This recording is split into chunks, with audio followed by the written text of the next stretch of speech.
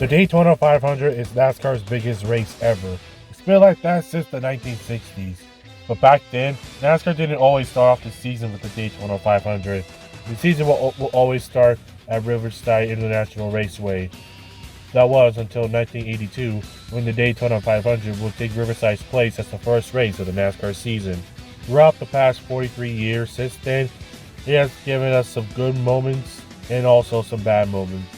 But we're in the year 2025, and the Daytona 500 is completely different than what it used to be. So what happened to it? Why did it look different than what it was back then? Well, I'm going to discuss all about it.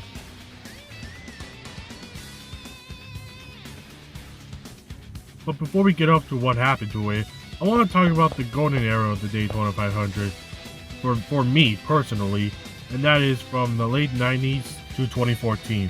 Throughout the years until 2014, there were some great moments for the 500. Dale Earnhardt winning the Daytona 500 after 20 years of trying and 20 years of frustration in the 1998 season. His son, Dale Earnhardt Jr., winning the Daytona 500 in 2014 and 2004, 10 years apart. The amazing finish in 2007 where Kevin Harvick beat Mark Martin to the line. Jamie McMurray winning both the 500 and the Brickyard 400 in the same year in 2010. Trevor Bayne becoming the youngest winner of the Daytona 500 a year later. Tony Stewart becoming an absolute villain in the 2006 edition of the 500. And the 2004 Daytona 500 was a good race all around. And I don't need to explain why this race is good.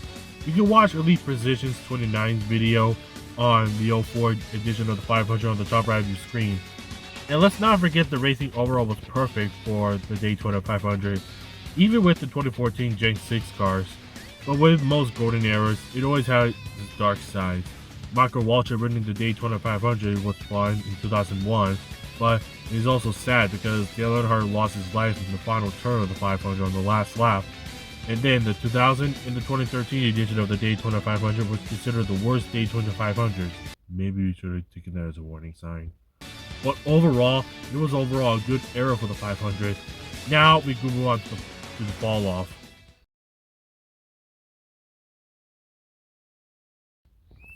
So, unpopular opinion, but the last good Daytona 500 was the 2017 version of the Daytona 500.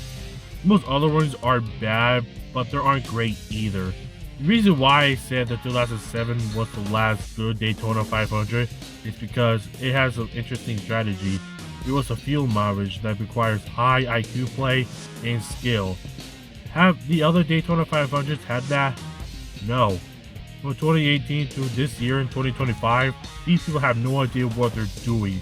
In the 2018 edition of the Daytona 500, there's a huge pileup on turns 1 and 2. They were coming into overtime on the final lap. Austin Dillon and Eric Almirola don't know how Daytona works, so Almirola wrecked and Austin Dillon won it. Even though it was 20 years since the last time the 3-car won the Daytona 500, it was not impressive. The 2019 edition of the 500 had too many wrecks at the end, which led to Denny Hamlin to win his second Daytona 500. In 2020, there was a big crash. Then they went into overtime, but some drivers don't know how to use the gas pedal. So we went to the overtime again, and thankfully they made it to the white flag. And on going into turn 1, Chase Elliott got wrecked, but NASCAR let them race to the checkered, which I get it. It was a single car spin, but coming into the checkered flag, it was heartbreaking. To the inside, here comes Hamlin up the outside. Wow. Crash into the wall, into the air goes Newman. Upside down. In a shower of sparks on his roof, Ryan Newman. A few days later after the incident, Ryan Newman will walk out with his $2 out of the hospital.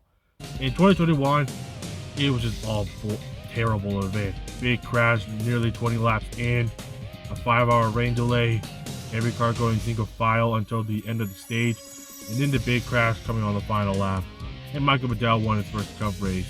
So yeah, the only thing I like about the 2021 edition of the 500 was Michael McDowell winning his first Cup race, but that was about it. But with the next gen car, yeah, it gets even worse. The problem people have with the Daytona 500 nowadays is how much it's luck-based. And yeah, that's the case with every single super speedways. The only reason why Austin Cindric, Ricky Stenhouse Jr., and even Michael McDowell won the Daytona 500 because they had luck on their side. Yeah, people love a good underdog story, but when you have 3 straight Daytona 500 underdog wins, that's a problem. Thankfully, William Byron's not an underdog and won the Daytona 500 back-to-back in 2024 and 2025, but even he had luck on his side. We shouldn't have 3 straight years of underdogs winning the biggest race. Same with you, Corey LaJoy.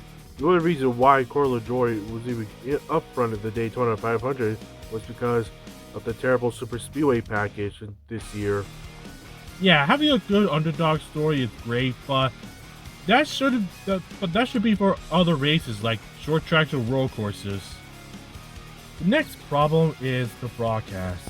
Fox is just treating the Daytona 500 like it's just some ordinary race. Like, dude, it's the sport's biggest race of the season. Why treat it like a clown show? I want to get goosebumps from serious commercials. You want to have the best broadcast for the 500. And don't get me started on how many commercials there are in the race. The 2023 Daytona 500 had a runtime of 249 minutes, and commercials took 49 minutes of their runtime. The 2024 edition of the 500 had 3 hours and 10 minutes, and the commercials, 46 minutes. In the 2025 edition of the 500, the commercials took 53 minutes from their broadcast. Some of it was because of the rain delay, but there is no excuse for this. I know NBC has this problem too, but the difference is that they don't cover the Daytona 500 like they used to. Now let's talk about the facility, more specifically the backstretch. When I was a little kid watching the Daytona 500, I always forget that there were some grandstands on the backstretch. I remember them when I was playing NASCAR D3 after I completed the Daytona Challenge. I watched the track facts and the speaker talked about the backstretch grandstands, and they took it down because they wanted to upgrade the front stretch grandstands. I'm glad that they upgraded it, but I wish they kept the backstretch grandstands as well. It will sell more tickets. Now let's talk about the grass on the backstretch as well. I'm sorry to say this, but I can't believe that they got rid of it. It looks horrible. I get it is for safety reasons, but there were some other cars that also flipped in the grass and they kept it. And that was way before the Ryan Preece flip back in 2023. Why get rid of it now? It looks naked without the grass there. Bring it back. Don't worry, you guys. I'm almost done with the problem. I only have 2 more. The second to last problem is the lack of events on the track. I know NASCAR fixed this for this year for the 500, but they need to do more than that. When I watched Elite's video on the fall of Speed Weeks, he mentioned preseason thunder, a January practice test to get ready for the new season. It's single car practice, so it may not be exciting to you people, but when we see cars coming out for the first time, it kept us hyped. But now, they just got rid of it, and it's not even fun anymore. Also, the Clash. Look, I'm glad that NASCAR did other experiments like the LA Coliseum and Bowman Gray Stadium, but put the Clash back on the Daytona Oval. I don't want to hear any complaints about too many big wrecks and how much of a clown show it is. Look, get this. NASCAR has already made him look like a clown show than it already is. Also, if you want Speed Weeks to come back, bring the Clash back to Daytona. It's easy. And the last issue that is not really my problem, but is the driver's problems as well. So I won't get full on detail in it. I'm just gonna pull up the statement on what each driver said. I'm only gonna show a few drivers and Jeff Gluck. And yeah, that's all. I mean, I can't blame him for saying that stuff. NASCAR just wants entertainment for the casuals. The casual just wants to watch NASCAR for the crashes. If you're one of those people, I'm sorry, but you're a horrible person.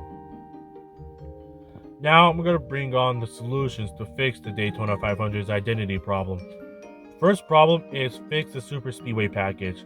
Let the cars go over 220 miles per hour. Take most of the spoil off, take the drag off, and let the cars have smaller tapered space to let your drivers be more aggressive. Yeah, I got this idea from Denny Hamlin. Yes, underdogs might not win that 500 as much, but guess what? Nobody cares. You can get mad all you want, but don't be acting like a crybaby just because your favorite underdog didn't win the 500. To fix the broadcast problem, I have a few suggestions. Clint, Mike, Kevin, I like you three, but you need to bring more energy more to the Fox booth. Fox, bring the crowd noise to the broadcast to get us hype. Quit playing too many damn commercials. If Fox can't fix those problems, then they shouldn't be covering the Daytona 500. Get the Daytona broadcasting rights to NBC or TNT. In the last physics, they need to bring back the grass in the backstretch grandstands. And lastly, make Speed Weeks feel like Speed Weeks again. Put the Clash back at the Daytona Oval. Bring back preseason Thunder testing. It should keep us hyped for the new season.